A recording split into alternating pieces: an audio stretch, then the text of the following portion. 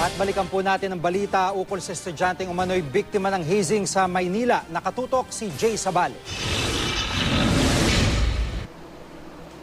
Malalaking pasa sa likod ng hita. Ito ang palatandaan ng mga palo na pinaniniwala ang ikinasawi ng 18 taong gulang na si Julio Servando, second-year hotel, restaurant and institution management student ng De La Salle College of St. Benilde.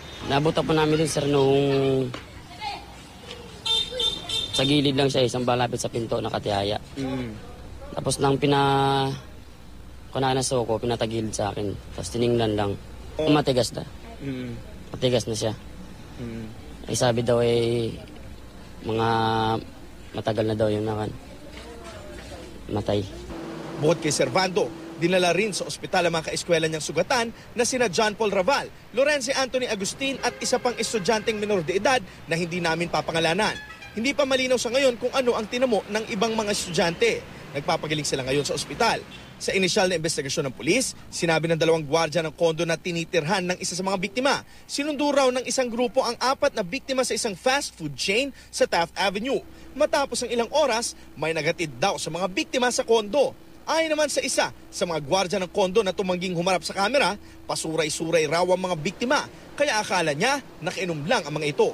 Pero pagkatapos ng ilang sandali, dumating na raw ang mga taga-Red Cross sa kondo. Wala nang buhay si Servando ng datnan. Hinihintay ngayon ng pulisya ang resulta ng otopsiya.